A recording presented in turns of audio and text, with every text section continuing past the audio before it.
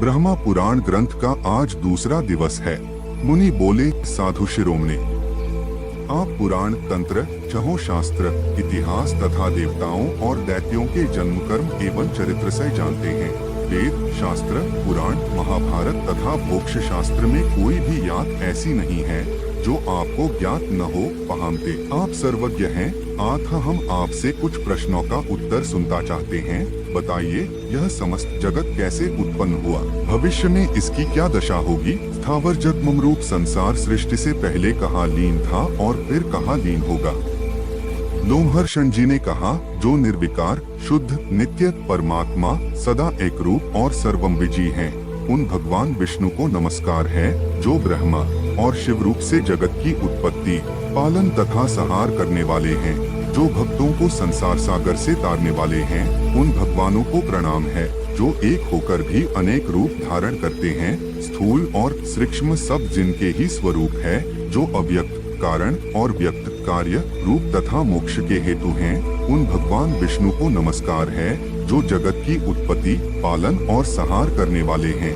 जरा और मृत्यु जिनका स्पर्श नहीं करती, जो सबके मूल कारण हैं, उन परमात्मा विष्णु को नमस्कार है, जो इस विश्व के आधार हैं, अत्यंत सूक्ष्म से भी सूक्ष्म हैं, सब प्राणियों के भीतर विराजमान हैं, क्षर और अक्षर पुरुष से उत्तम तथा अविनाशी हैं। उन भगवान विष्णु को प्रणाम करता हूँ, जो वास्तव में अत्यंत निर्मल ज्ञान स्वरूप हैं, किंतु अज्ञानवश नाना पदार्थों के रूप में प्रतीत हो रहे हैं, जो विश्व की सृष्टि और पालन में समर्थ एवं उसका संहार करने वाले हैं, सर्वज्ञ हैं, जगत के अधीश्वर हैं, जिनके जन्म और विनाश नहीं होते, जो अव्यय, आदि, अत्यंत सूक्ष्म तथा विश्वेश्वर हैं। उन श्रीहरि को तथा ब्रह्मा आदि देवताओं को मैं प्रणाम करता हूँ। तत्पश्चात इतिहास पुराणों के ज्ञाता, वेद वेदांगों के पारंगत विद्वान, संपूर्ण शास्त्रों के तत्वज्ञ पराशर नंदन भगवान व्यास को, जो मेरे गुरुदेव हैं, प्रणाम करके मैं वेद के तुल्य माननीय पुराण का वर्णन करूँगा।